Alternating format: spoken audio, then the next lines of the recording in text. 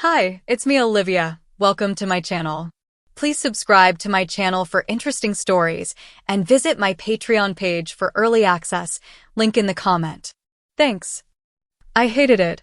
The constant drone of the nearby mill, the crime, drugs, and prostitution all wore on me like a millstone. I had graduated first in my class, but because so many kids dropped out, I wasn't sure that meant much. My mother had taken off a few years back, and I never bothered to look for her. I had never known my father, probably a trick my mother had turned. I had managed to get through school with the help of the woman that ran the boarding house I lived in. Mrs. Benson was a widow, a kindly woman that took me off the streets and encouraged me to finish school. In return for the room I stayed in, I helped her keep the house in repair and worked at a used clothing store about 3 blocks away. Now that I had graduated, I began to put in more hours at the store. Sorting through some new arrivals, I found a box that had Mrs. Benson's name on it. I took it home that night and gave it to her. Her apartment always smelled like fresh-cut roses, even though I had never seen one. She smiled at me when she opened the door and let me in, wiping away the traces of flour on her hands. "Hello, Michael. Come in." I held out the box, her name clearly etched on the top. "I found this today and thought that you might want it." I saw her start to tremble and helped her to a chair. "Have you looked inside, Michael?" "No, ma'am." I sat as she opened the box. Her eyes started to water as she lifted out a scarlet ribbon. She held it out for me to see. Attached to each end was a small gold medal. "Do you know what this is, Michael?" I shook my head no, so she told me. "It's given to girls who are named the Queen at the Sussex Cotillion every year. The winner and her maid of honor can, at any time in her life, submit a name to be a debutante. I was going to name my daughter Gloria, but she was shot and killed buying drugs. Now, I guess it's just a memory. My name is Michael Grant, and as I lay on my thin mattress that night, I wondered if I should tell Mrs. Benson about my secret. Ever since I had started working at the store, I had been buying clothes, hiding them, even though Mrs. Benson never went in my room. Because I was malnourished as a child, I had never been very big. Now full grown, I stood just 5 feet 6 inches tall and a staggering 125 pounds soaking wet. My dark wavy hair had grown long because I didn't have the money to get it cut, and now, well, I didn't want to cut it. I pondered the question as I lay in bed, falling asleep, dreaming of being Mrs. Benson's debutante.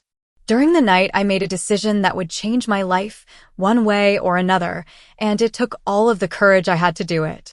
The next day, I knocked on her door and asked her if I could confide in her, and when she said yes, I said that I would come back around 8 that night. My room was the only one besides hers that had a private bath, so I carefully prepared myself. I had what I thought was a wonderful outfit, and I caressed it as I headed to the bath. When I returned to my only other room, I was hairless, my hair shiny from the water. I didn't have very much in the way of undergarments, just a single bra and 1 slip. I put the bra on, stuffing the cups with my homemade breast forms. They were just old nylons filled with birdseed. The slip went over my head, stopping just above my knees. I stood at my small mirror and in the dim light began my makeup. The foundation, then a dab of light green on my eyes. I had found an old rose blusher, which I used on my cheeks. I took the dress from the hanger and slipped it over my head and smoothed it out. It buttoned up the front, and with each button closing, I felt better and better. I sat on the bed and put my feet into a pair of black heels and stood up. At the mirror again, I used a brush on my hair, clipping barrettes in my hair to keep it away from my face. I put the lipstick on carefully, trying to do the best I could, but in my heart I knew that I would never pass anything more than a cursory examination. The black dress was a shirtwaist style with white piping on the sleeves. The hem was just at my knees. My fake breasts pulled at the material in an unfamiliar strain, but I found that exciting. Promptly at 8, I opened the door to my room and drew up my courage before I walked down the stairs to see Mrs. Benson. I stood in front of her door, wanting to tell, yet afraid of what she might say. I looked upon her like the mother I never really had and didn't want to hurt her, but over the last few years we had talked about many things, and she never once recoiled, so, slightly scared, I raised my hand and knocked on her door. Mrs. Benson opened the door and saw me standing there dressed like a girl, which to her surprise didn't startle her. "Come in, dear, sit down and I'll make us some tea." I sat on the chair, but my bottom occupied only the barest edge of it, like I was going to run away. She returned with a tray, sitting it between them. "This is what you wanted to tell me?" "Yes, ma'am. I don't know why, but I sometimes feel like I have to dress like this, and I thought that you might." Tears started to cascade down my cheeks as I tried to find the words to tell her what I felt. "You're the mother I always wanted, and I thought that I could be your." "I wanted to. I thought that you would understand." Mrs. Benson sat there, heard a cry for help and love, all at the same time, and knew that this girl loved her too, and knew in her heart she would help if she could. "Would you like me to help you be a better woman? Is that it?" I slowly nodded my head yes, and she smiled. "I want you to be happy, Michael. If I can help, I will." I ran to her and hugged her close to my chest. With my head on her shoulder, she told me that they would start the very next day. Back in my room later, I felt as if a heavy weight had been lifted from my chest. At 8 the next morning, I heard a knocking on my door and opened it, seeing Mrs. Benson standing there with an armload of clothes. "These belong to Gloria. Let's see what fits you." The very first thing she gave me was an unopened package of panties.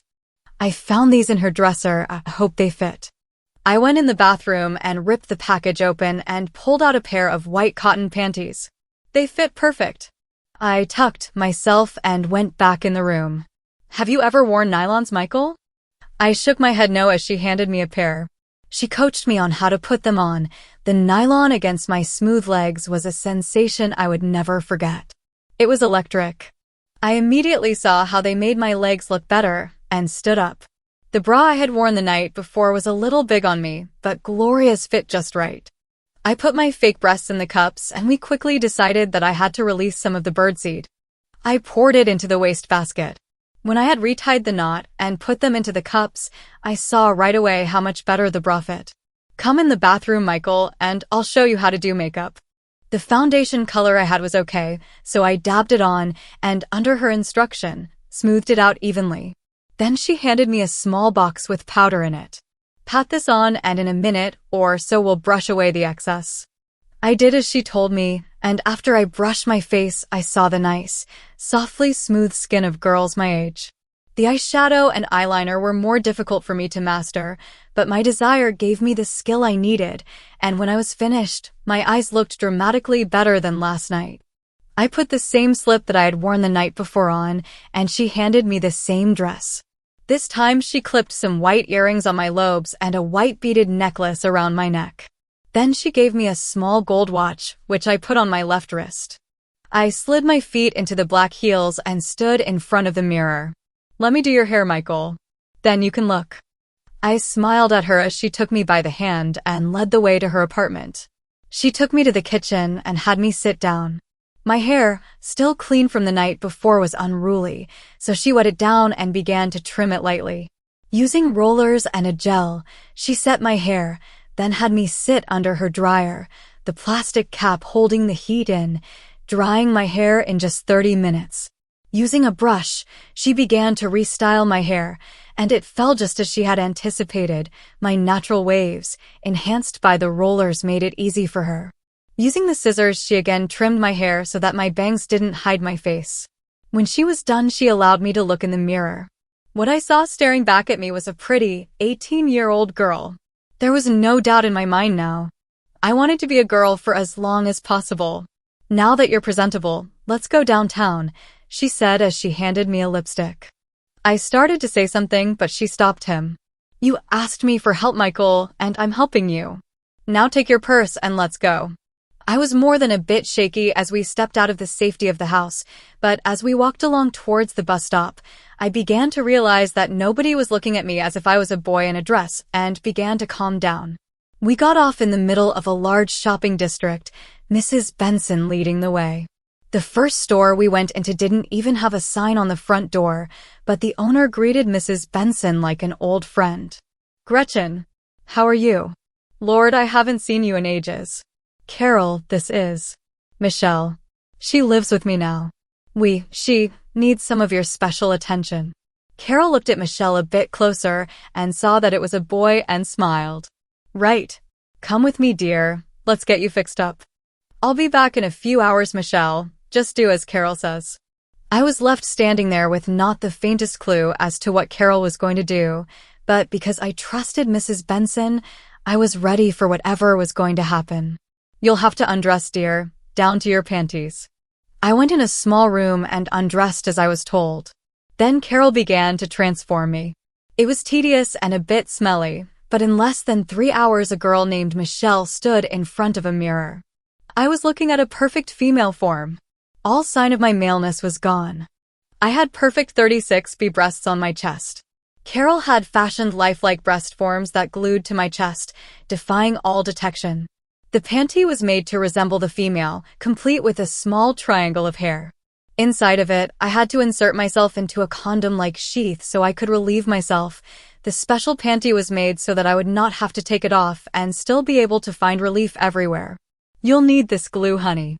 Make sure that at least once a week you take them off to let the skin breathe, or you might get an infection, and flush the panty as well. Make sure you always keep them clean.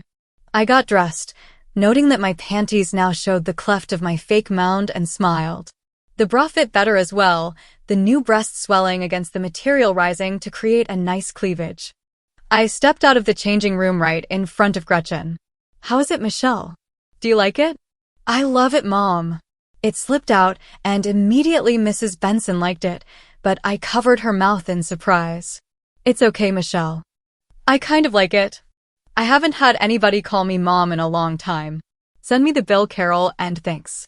She led me out into the bright sunlight of the afternoon. Hungry, Michelle? I sure am. Let's find a diner and we can talk. Once they were seated in a booth, Gretchen came right to the point. Now that we've met, I've been thinking that you should compete in the Sussex Cotillion, Michelle. I have the ribbon and you have the beauty, but not this year. Next year. You'll have an entire year to become Michelle in mind and actions, and it'll be easier for you. I started to interrupt, but she stopped me. I have a house on Long Island that I haven't seen in several years. I think that we should move there. Michelle and I, that is. I was stunned. I never knew much about Mrs. Benson. I always thought that she stayed in the city because she couldn't afford to live anywhere else. I didn't know you had a house on Long Island. There's a lot you don't know about me, Michelle. Let me tell you. My grandfather was a successful lumber dealer. He built us a house on the island, right on the point. Father added to the business and almost doubled the size of the crew. My husband worked for him, and when Daddy died, Howard took over the company. He tried, he really did, but he lost it all. Everything except my trust funds and the house which was in my name. He took a job at the mill, worked there 36 years, and keeled over with a heart attack. He had always asked me to take Gloria back to the island, but she didn't want to go, so I stayed in town. Now that you want to be a girl and seem to have adopted me, now I can take my daughter back to the island. I didn't know any of this, but would be glad to leave the city.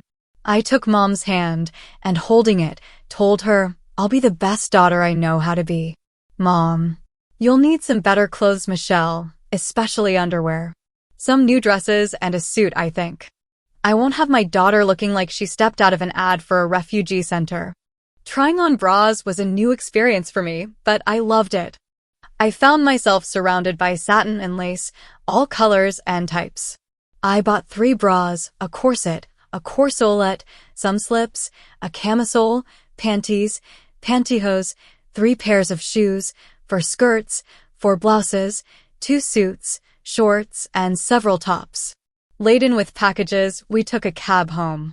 I was tired, but smiling as I hung up all of my new clothes. That night, she told me that we would leave the next Wednesday for the new house. I had never, not once, been outside of the city proper and looked forward to it. The 2 of us packed, boxed, and crated everything for the move, calling a mover to haul things out to the house. We went to the garage where Mom kept her car, and she drove us out of the city. I had decided to wear shorts because of the work, and Mom did too. The air seemed clearer, the scent of the ocean on the wind, and the smell of freshly cut grass reached us as we got closer to the house. Mom turned into the driveway and went up the long strip of pavement. The house sat well off the road, a red brick edifice covered in ivy, the white of the trim shining in the sunlight. The old house smelled stale and had a thin coat of dust everywhere. "Let's open some windows and air this place out, Michelle." We uncovered the furniture, and then Mom took me on a tour of the house. The living room was quite large with a massive fireplace on one end. There was a den, the furniture very old, the desk a roll top. The kitchen was big as well, but everything seemed to work. Upstairs there were 5 huge bedrooms, all with their own bath. "This was my room, Michelle. Maybe you would like to use it." I felt my eyes light up when I walked in. The view of the ocean was magnificent. The bed was an old 4-poster with a canopy. The dresser was empty, but in the closet there were several boxes. Yes, I'd like that a lot.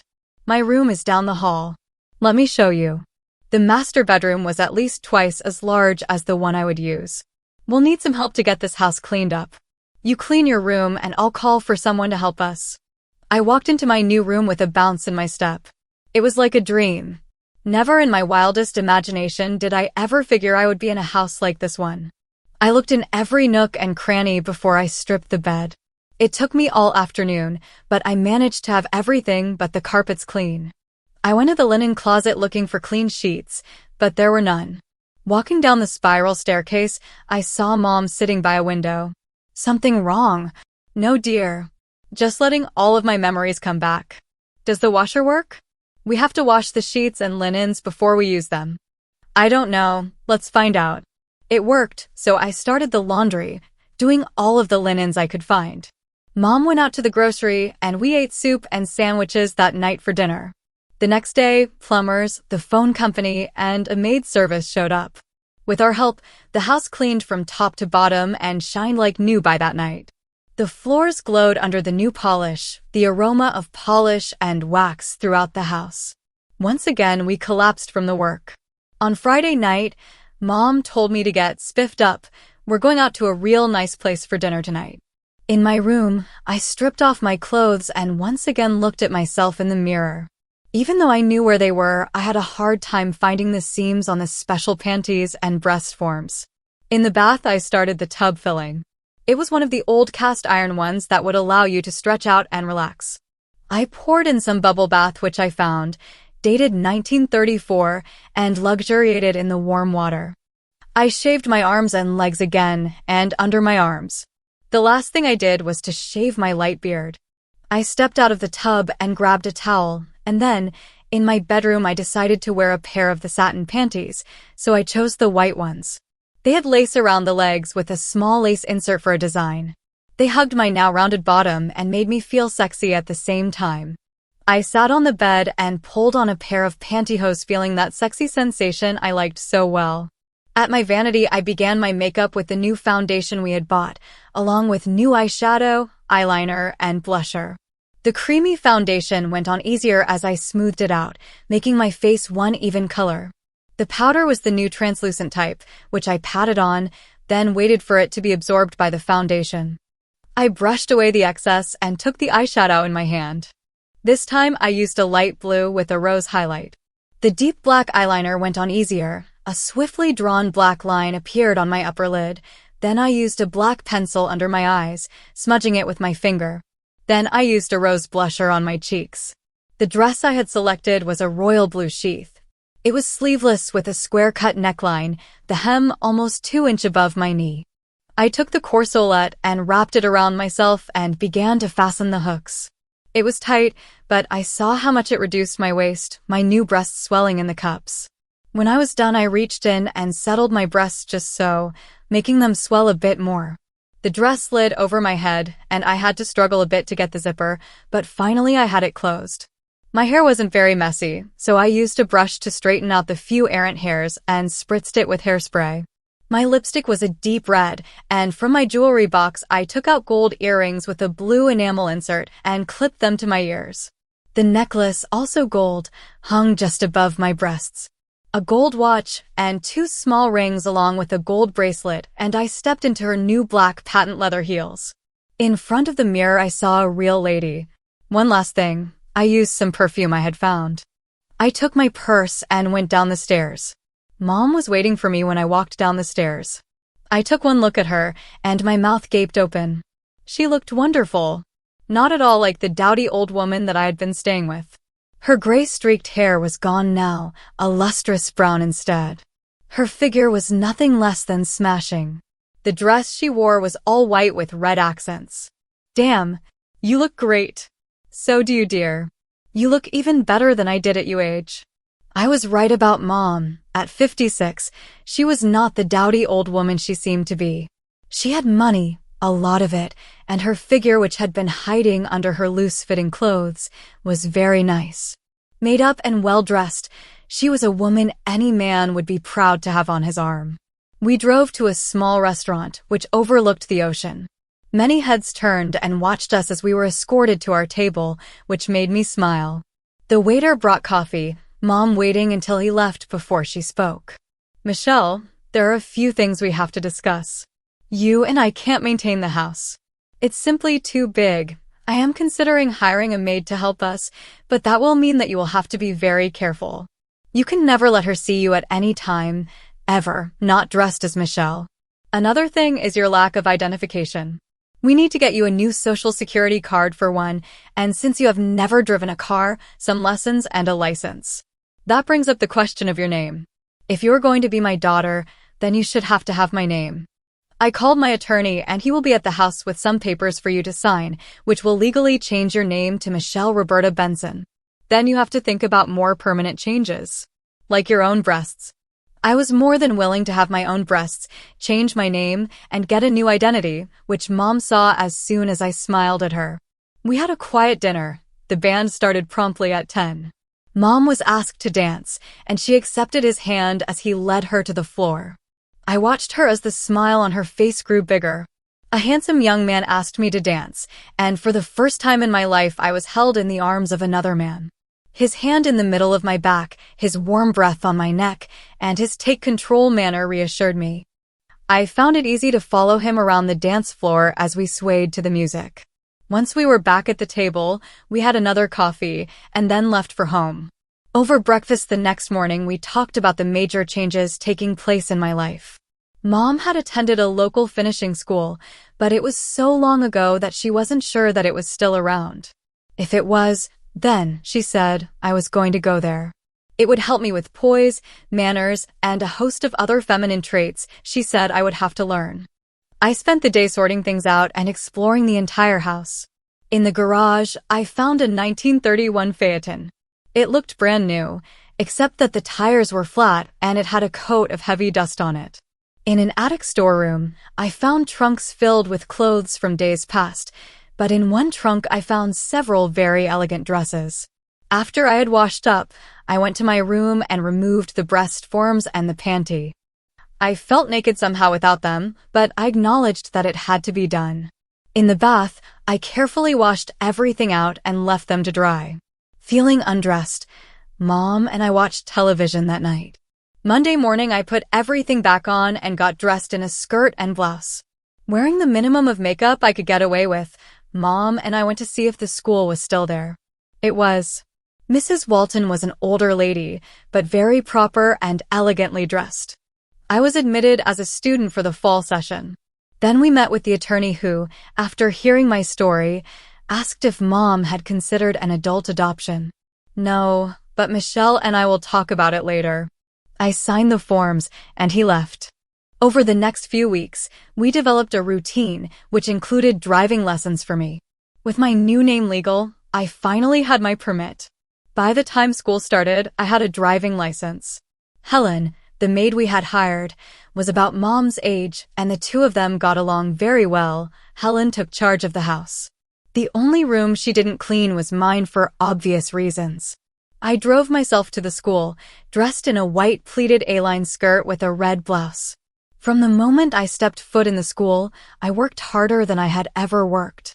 I had classes I never knew existed, like comportment, poise, manners, hair care, makeup, dress, speech, and even classes in how to stand or sit. How to set a table, what was proper to wear, and when, what was unacceptable conduct for young ladies, and by the end of a single month I was tired, but Mom said she could see that I was changing. I was becoming a lady. Dr. Smith saw me twice a week for my injections of hormones, checking my weight, blood pressure, and so on every time. By the time Christmas came, I had abandoned the breast forms, being quite able to fill a bra myself. In every way I had changed, not just physically, but in my mind as well. With every gesture and reaction, my poise and speech was more feminine than Mom and I had ever imagined. I had spent hours looking at many of the old clothes I had found in the house, but when I began to examine the magnificent gowns in several of the trunks, I became very excited. I hung them up and checked every one for stains, tears, or anything else that would render them not wearable. Most were fine, a few had turned into rags over the years, but I had discovered that I had almost 20 dresses that were perfect except for a good cleaning. I selected the one I liked the best, and in my room, all alone, I put it on. The dress would best be described as extremely feminine. It was basically white, an off-the-shoulder gown with satin between my waist and breasts on the sleeves and underskirt. The rest of the dress was trimmed in white lace, small pearls sewn into the fabric itself.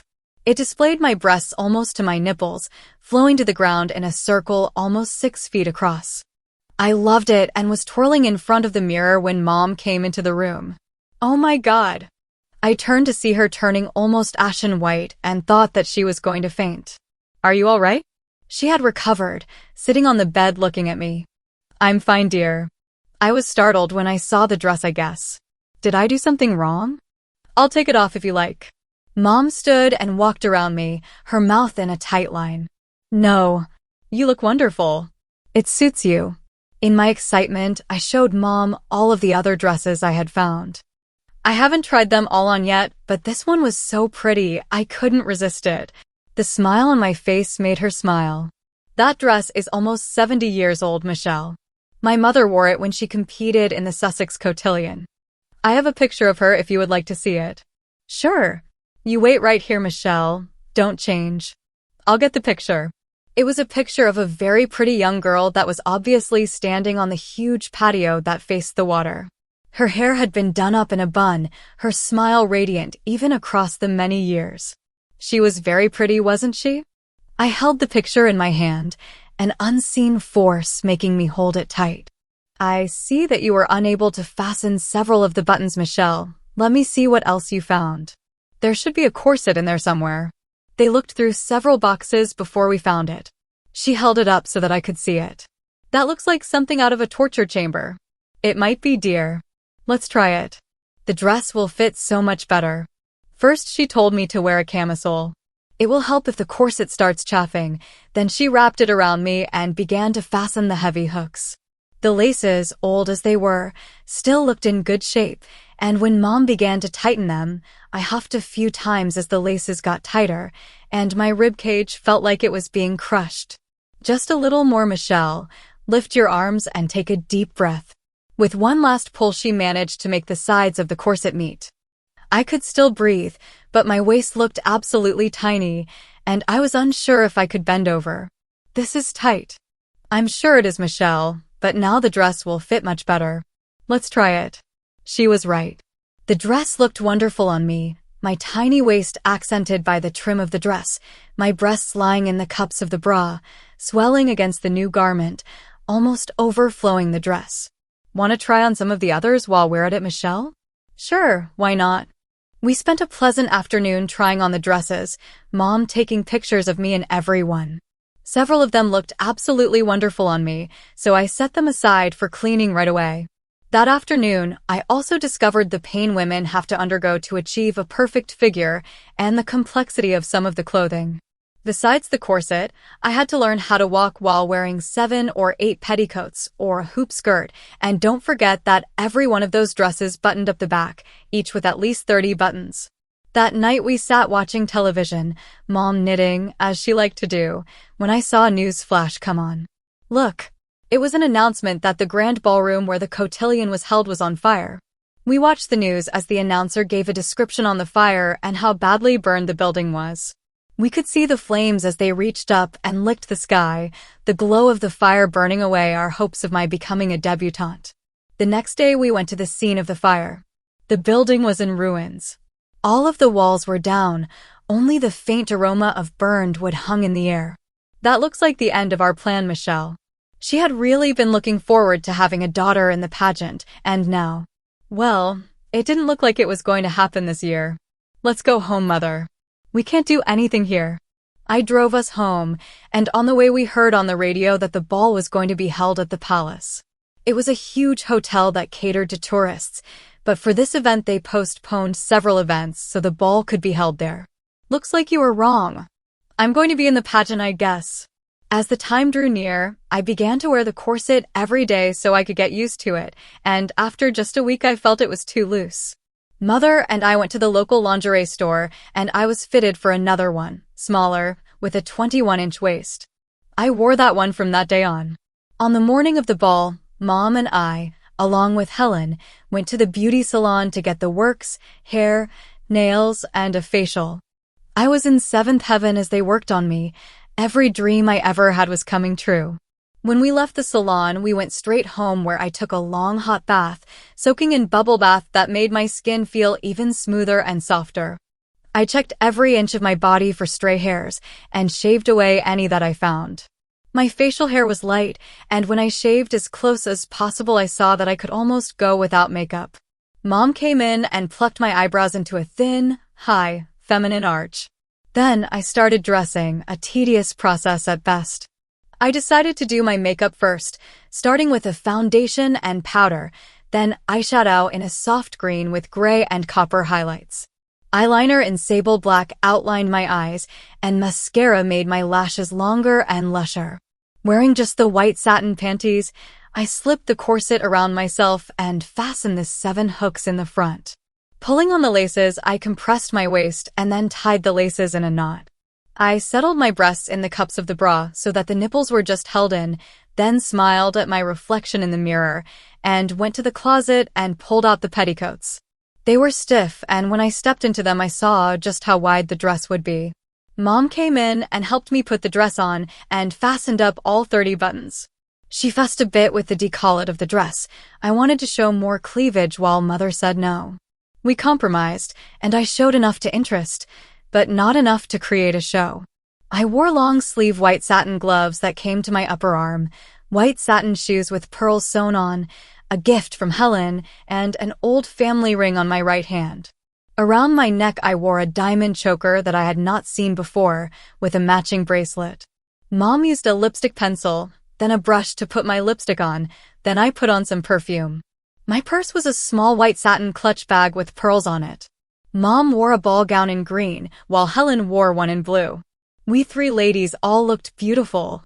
The limousine we had hired arrived, and he quickly drove us to the palace, where we were all helped out of the car and escorted into the ballroom. All of my training paid off, and I seemed to glide along as I walked to the table on the arm of a handsome young man. Mother was radiant as she followed along behind me, with Helen at her side. We had a nice dinner, then the girls were asked to begin. I was on the arm of the young man that walked me to our table, as we paraded around the perimeter of the ballroom to the sound of the waltz music. Next, each girl was asked to stand alone, slowly turn around, and curtsy as the judges made their decision. I never once felt nervous, even with every eye on me. I did not expect to become the queen of the ball like Mom. Instead, I merely wanted to just be accepted as one of the girls. While the judges made the decisions, the orchestra played waltz music. The same young man asked me to join him on the dance floor, and he took my hand. He bowed and I curtsied, then he swept me into his arms and led me around the floor like a professional dancer. With no prompting from him, I seemed to know in advance his every move, so we became as one when we danced. Many of the couples moved aside to watch as Howard and I danced. When the music stopped, we heard the applause from those that had been watching. I was blushing as he walked me back to my table. The chairwoman of the event walked to the microphone and, reading from a paper, announced first the court, then the queen of the ball. Jennifer Ballin, Mary Wakes, Heather Jones, Diane Thistle, and Michelle Benson. As each girl walked to the front of the room, she announced their names and finally said that I was the Queen's Maid of Honor, to stand in for her in the event she could not go on. Veronica Ames was named the Queen of the Ball. My escort, Howard Whitaker Block 3, was my partner in the victory dance. I had been named to the court, something I had never considered possible. It was an euphoric evening for me, and I never wanted it to end, but it had to, and I went home with Mother and Helen. I slept late the next day, finally rising at around noon and quickly put on a skirt and blouse and went downstairs to the kitchen where the smell of coffee and toast filled the air. You had a call this morning. I think it was that young man that escorted you last night. Helen handed me the number. He asked if you would please call me back. I smiled to myself as I drank my coffee and ate a slice of toast. Mom joined us a little later, still radiant from the night before. Did you get your ribbon, Michelle? I sure did. It wasn't red like yours, though. It was gold. True, but now your daughter can be in the ball. I looked at Mother with a start. But I can't. You can adopt. I did. Properly put in my place, I went to put some makeup on and brush out my hair before I returned a call. Hello. Is Howard there, please? He came on the line and told me how much he enjoyed my company and then asked me to join him at the country club that night for dinner. I'd like that, Howard. What time? He told me what time, and as I hung up, I wanted to jump for joy. I told Helen and Mom, then went to my room to pick out the perfect outfit. I selected a black chemise that hugged my figure and looked absolutely wonderful on me. Tasteful gold earrings and a gold watch were my only jewelry. My shoes were black patent leather like my handbag. I waited in the den for Howard to arrive while Helen and Mother smiled at my nervousness. As soon as I saw him, his face lit up, a smile creasing my own face. Mother and Helen were introduced, and he and I left for dinner. He was looking at me in profile when he stopped the car and looked at me. You should have one last night, Michelle. But Veronica's parents are big contributors to that event, so it's okay, Howard. I was happy to just be named to the court. Then, he put his arm around me and kissed me. I was, by then, so feminine in my reactions that I let him kiss me again. We should go eat, Howard. For the rest of the evening, he was a perfect gentleman. The only time he stepped away from that was when he dropped me at my front door. He swept me into his arms and kissed me, hard. I could feel his hand as it held me close, his warm breath on my neck, making me weak in the knees. At last, I went in the house. Howard courted me for the next year before he asked me to marry him. During that year, under Mom's watchful eye, I underwent the surgery to make me a true female, and on my wedding day I was able to please my husband in many ways, just like any other woman. 2 years later, we adopted a little girl who became the apple of her father's eye and the joy in Mom's life, something she thought she had lost so long ago. In time, our daughter competed in the same ball as her great-grandmother, grandmother, and mother, and for the 4th time in as many generations, she won a ribbon. A scarlet ribbon. Please subscribe for the next part and visit my Patreon page for early access. Thanks.